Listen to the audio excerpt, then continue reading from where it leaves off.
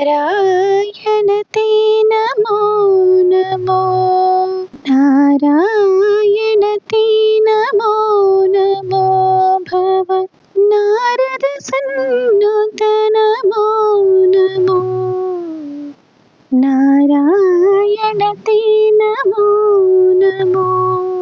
Hi అండి, అందరూ ఎలా ఉన్నారు? ఈరోజు మన వ్లాగ్ కలియుగ ప్రత్యక్ష దైవమైన ఆ శ్రీమన్నారాయణుడిదండి, తిరుమల తిరుపతి దేవస్థానం గురించి. ఇంకెందుకు ఆలస్యం, let's get in to the video. మా వివాహమై 7 సంవత్సరాలు పూర్తయినందున ఆ 7 కొండల వాడిని దర్శిద్దామని తిరుపతి బయలుదేరామండి. కరోనా తర్వాత తిరుపతి వెళ్ళడం మళ్ళీ ఇప్పుడే కుదిరింది. ఆ స్వామిని దర్శించడానికి మధ్యలో మేము చేసిన వెయిటింగ్ వర్త్ అనిపించింది. ఎందుకంటే తిరుమలని మీరెప్పుడు ఈ విధంగా చూస్తుండరు. విపరీతమైన వర్షాలు, తుఫాన్లు, కపిలతీర్థం పాపనాశనం క్లోజ్ చేసేసారు అని న్యూస్ ఛానల్స్ లో వచ్చే వార్తలు వింటూ భయపడుతూ వెళ్తున్న మాకు ఒక్క చుక్క వర్షం కూడా మీద పడకుండా అమోఘమైన, అద్భుతమైన, అనిర్వచనీయమైన ఆనందం కలిగింది ఆ స్వామిని దర్శించినప్పుడు. ఇక్కడ చూడండి, స్వామి అనువనువున ఉన్నాడు అనడానికి ఆ స్తంభాలు కూడా అబ్జర్వ్ చేశారా మీరు ఎప్పుడైనా? గరుడు కనిపిస్తున్నాడు మనకి. తిరుమలలో ఎంటర్ అయ్యామండి మేము 3 నెలల క్రితమే ఆన్లైన్లో 300 రూపాయల దర్శనం టికెట్, స్పెషల్ దర్శనం టికెట్ బుక్ చేసుకున్నామండి. యూజువల్గా ఎప్పుడు ఆర్జిత సేవా టికెట్లు తీసుకునేది, కానీ ఈసారి అవి అవైలబుల్లో లేవు. అందుకని ఎలాగైనా తిరుపతి వెళ్ళాలని ఈ 300 రూపాయల టికెట్ బుక్ చేసుకున్నాము. ఈ టికెట్ మీకు కన్ఫర్మ్గా రావాలి అంటే 3-4 వారాల ముందే సాయంత్రం 6 తర్వాత దర్శనం స్లాట్ బుక్ చేసుకుంటే మోస్ట్లీ కన్ఫర్మ్గా వస్తుంది. ఇక్కడ చూసారా ఈ జలధార? ఇది చూస్తున్నప్పుడల్లా అన్నమయ్య సినిమాలో అమ్మవారు, పద్మావతి అమ్మవారు అన్నమయ్యకి వచ్చి అనువనువున గలగలమంటూ వినిపిస్తున్న తిరుమలను చూడు అని చెప్తున్న సీన్ గుర్తొచ్చింది నాకు. ఎప్పుడు తిరుమల తిరుపతి వెళ్ళినా ఏదో ఒక కొత్తదనం అనిపిస్తుంది. అలా ఈసారి ఈ అద్భుతం మాకు అనిపించింది. అనువనువున జలపాతాలు. ఎలా అంటే ఈ తిరుమల తిరుపతి ముందు ఒక holiday spots like Ooty, Kodaikanal లాంటివి పనికిరావేమో అనిపించింది. అంత అద్భుతంగా తిరుమలను చూసాము. ఆ 7 కొండలు ప్రకృతి ఒడిలో పారవశ్యంతో నృత్యం చేస్తున్నట్టుగా అనిపించింది. అందులోనూ మేము వెళ్ళింది కార్తీక బ్రహ్మోత్సవాల టైంలో. వెంకటాద్రి సమం స్థానం బ్రహ్మాండే నాస్తి కించన, వెంకటేశ సమో దేవో నభూతో నభవిష్యతి. వైకానస అర్చకుడు గోపీనాథ దీక్షితులు శ్రీవారి మూర్తిని స్వామి పుష్కరిణి చెంత చింత చెట్టు కింద చీమల పుట్టలో కనుగొని శ్రీవారి మూర్తిని ప్రస్తుతం ఉన్న ప్రదేశంలో ప్రతిష్ఠించి అర్చించినట్లు పురాణాలు వివరిస్తున్నాయి. అప్పటి నుండి గోపీనాథ దీక్షితుల యొక్క వంశీయులే వంశపారంపర్యంగా స్వామి పూజా కైంకర్యాలను నిర్వహిస్తున్నారు.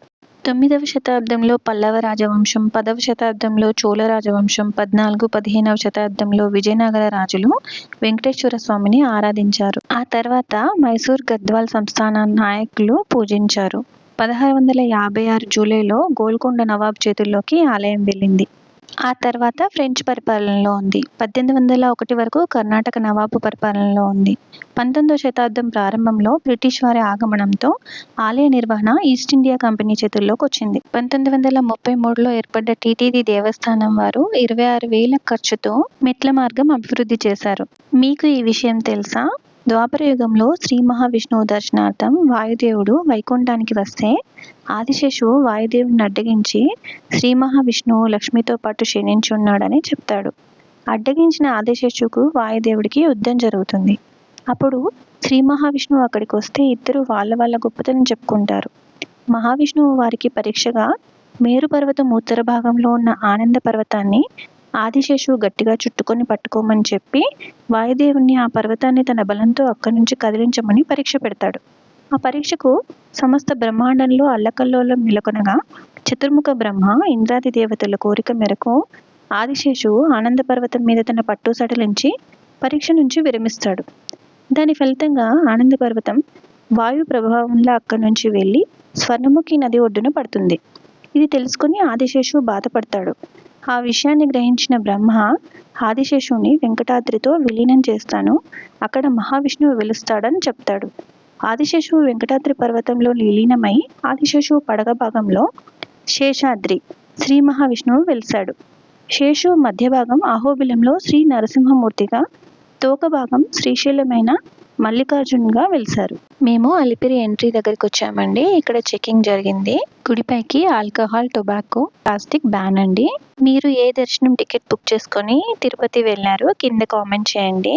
ఈ 300 దర్శనం టికెట్ టీటీడీ దేవస్థానం వెబ్సైట్లోనే కాకుండా ప్రతిరోజు 1000 టికెట్లు ఏపీఎస్ఆర్టీసీ వెబ్సైట్, టీఎస్ఆర్టీసీ వెబ్సైట్లో కూడా అవైలబుల్లో ఉన్నాయండి. బుక్ చేసుకోవచ్చు. మీకు తిరుమలలో ఎన్ని రకాల దర్శనాలు ఉన్నాయో తెలుసా? ఒకసారి చూద్దాం. టికెట్ లేకుండా సర్వదర్శనం. దీనికి తక్కువ రద్దీ టైంలో వెళ్ళాలంటే మంగళవారం, బుధవారం బెస్ట్. నెక్స్ట్ సర్వదర్శనంలోని టైం స్లాట్ దర్శనము. దీనికోసం ఎస్ఎస్టీ టోకెన్లు ఇస్తారు. 2 గంటల ముందుగా మీకు ఇచ్చిన టైంకి అవైలబుల్లో ఉండాలి. ఏ దర్శనానికైనా సరే ID proof compulsory. Aadhaar card xerox కానీ, ఓటర్ ఐడి జిరాక్స్ కానీ మీతో ఉంచుకోండి.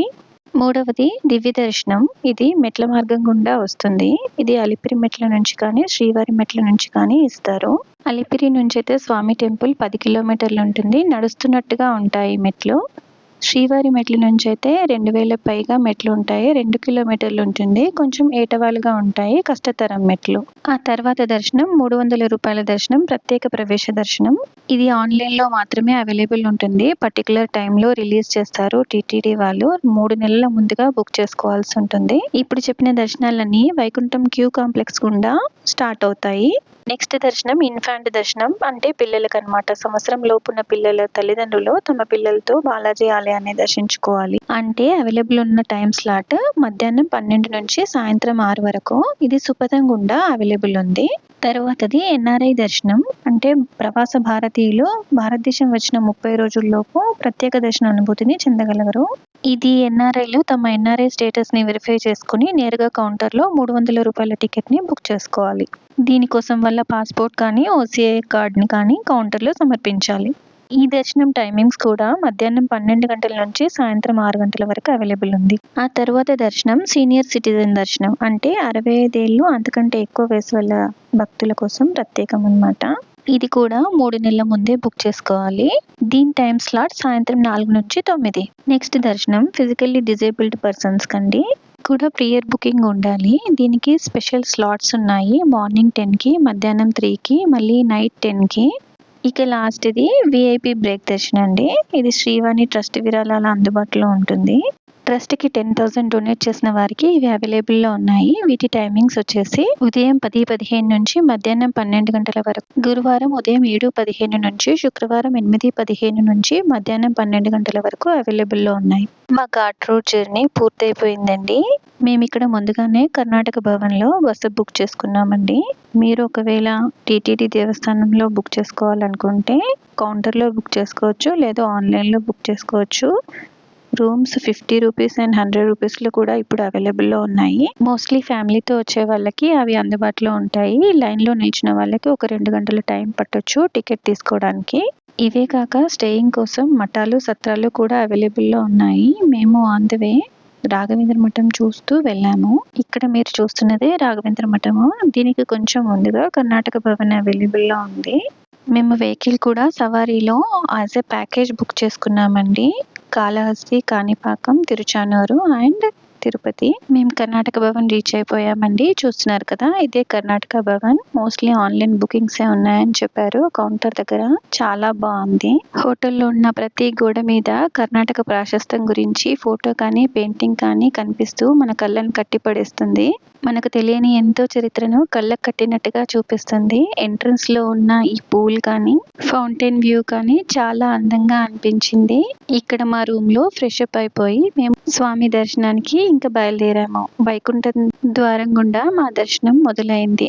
మాకు ఆల్మోస్ట్ 4 to 5 అవర్స్ పట్టిందండి. మరి బ్రహ్మోత్సవాల టైము మరి ఏంటో తెలియదు. రద్దీ చాలా ఉండింది. వెయిటింగ్ హాల్ కౌంటర్లోనే మేము ఆల్మోస్ట్ 2 to 2.5 అవర్స్ స్పెండ్ చేయాల్సి వచ్చింది. కానీ దర్శనం చాలా బాగా జరిగింది. నా కన్నుల గుండా మీరు ఆ దేవదేవుణ్ణి ఒకసారి దర్శించుకోండి. శ్రీయకాంతాయ కళ్యాణ నిధే నిధేర్దినాం శ్రీ వెంకట నివాసాయ శ్రీనివాసాయ మంగళం.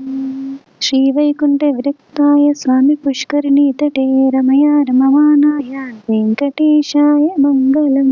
తిరుమలలో మా దర్శనం పూర్తయి నెక్స్ట్ డే మార్నింగ్ కాళహస్తికి బయలుదేరాము. కాకపోతే ఇక్కడ తిరుమలలో కొన్ని మీకు స్వామి గురించిన నిజాలు తెలుసా? చూడండి. గుడి ఎంట్రన్స్లో మహాద్వారానికి కుడివైపున వెంకటేశ్వర స్వామివారిని తలపై అనంతాళ్వారు కొట్టిన గుణపం ఉంటుంది. చిన్నపిల్లాడి రూపంలో ఉన్న స్వామివారిని ఆ రాడ్తో కొట్టడంతో స్వామివారి గడ్డంపై గాయమై రక్తం వస్తుంది. అప్పటి నుంచే స్వామివారి గడ్డానికి గంధం పోయడం అనే సాంప్రదాయం మొదలైంది. వెంకటేశ్వర స్వామి విగ్రహానికి నిజమైన జుట్టు ఉంటుందని, అసలు చిక్కుపడదని చెప్తారు. తిరుమల టెంపుల్ నుంచి 23 కిలోమీటర్ల దూరంలో ఒక గ్రామం ఉంటుందని, ఆ గ్రామస్తులకి తప్ప ఇతరులకి ఆ ఊరిలో ప్రవేశం లేదని చెప్తారు. అక్కడ స్త్రీలు బ్లౌజెస్ కూడా వేసుకోరని, అంత పద్ధతిగా ఉంటారని, స్వామికి అక్కడి నుంచే పూలు తెస్తారని, అక్కడే తోట ఉందని చెప్తూ ఉంటారు. పాలు, నెయ్యి, పూలు, వెన్న తదితర వస్తువులన్నీ అక్కడి నుంచే వస్తాయని చెప్తారు. ఇక్కడ స్వామివారు గర్భగుడి మధ్యలో ఉన్నట్టు కనిపిస్తారు, కానీ నిజానికి ఆయన గర్భగుడి కుడివైపు కార్నర్లో ఉంటారని బయట నుంచి చూస్తే తెలుస్తుందని చెప్తారు. స్వామివారికి ప్రతిరోజు కింద పంచ పై పంచ చీరతో అలంకరిస్తారు. దాదాపు 50,000 ఖరీదు చేసే సేవ ఒకటి ఉంటుంది. ఆ సేవలో పాల్గొన్న దంపతులకు చీరను స్త్రీకి, పంచను పురుషునికి ఇస్తారు. గర్భగుడిలో నుండి తీసేసిన పూలన్నీ అసలు బయటకు తీసుకురారు. స్వామి వెనకాల జలపాతం ఉంటుంది. అందులో వెనక్కి చూడకుండా విసిరివేస్తారు. స్వామికి వీపు మీద ఎన్నిసార్లు తుడిచినా తడి అలాగే ఉంటుంది. అక్కడ చెవి పెట్టి వింటే సముద్రపు ఘోష వినిపిస్తుందని చెప్తారు. మాకు కూడా దారిలో ఒక అద్భుతం ఎదురైంది. స్వామివారి బ్రహ్మోత్సవాల టైంలో వెళ్తున్న కారణంగా స్వామివారికి గజవాహన సేవలో ఉపయోగించిన గజాన్ని అమ్మవారి సేవకి తీసుకువెళ్తున్న అద్భుత దృశ్యం కనబడింది. మీరు ఒకసారి చూసి తరించండి. ఈ స్వామివారి గజవాహనం అమ్మవారికి తిరుచానూరు వెళ్తూ కనిపించింది. స్వామివారి గుండె మీద లక్ష్మీదేవి ఉంటుంది. ప్రతి గురువారం నిజరూప దర్శనం టైంలో స్వామివారికి చందనంతో అలంకరిస్తారు. అది తీసేసినప్పుడు లక్ష్మీదేవి అచ్చు అలాగే వస్తుంది. దాన్ని అమ్ముతారు కూడా. స్వామివారికి వెనక్కి చూడకుండా తీసేసిన నిర్మాల్యము 20 కిలోమీటర్ దూరంలో ఉన్న వేరుపేడు కాళహస్తి దారిలో పైకి కనిపిస్తాయని చెప్తారు. స్వామివారి ముందర వెలిగే దీపాలు కొండెక్కవు. అవి ఎన్ని వేల సంవత్సరాల నుండి వెలుగుతున్నాయో కూడా ఎవరికీ తెలియదు. 1800 సంవత్సరంలో గుడిని 12 సంవత్సరాల పాటు మూసివేసి ఉందంట. ఎవరో ఒక రాజు 12 మందిని గుడి దగ్గర తప్పు చేసినందుకు హతమార్చి గోడకు వేలాడదీశాడంట. ఆ టైంలోనే విమాన వెంకటేశ్వర స్వామి వెలిసింది అని చెప్తారు. సో ఇదండి ఈ రోజుటి ట్రావెల్ వ్లాగ్. మీకు నచ్చిందా? నచ్చితే ఛానల్ని సబ్స్క్రైబ్ చేయండి. ఈ వీడియోని లైక్ చేయండి. మరింత మందికి రీచ్ అయ్యేలాగా షేర్ చేయండి. నాకు తెలిసిన ఇన్ఫర్మేషన్ మీతో పంచుకున్నానని అనుకుంటున్నాను. మీకు ఎలా అనిపించిందో కామెంట్ రూపంలో చెప్పండి. మరో వీడియోతో మళ్ళీ కలుద్దాం. అంతవరకు take care. Bye. Thank you.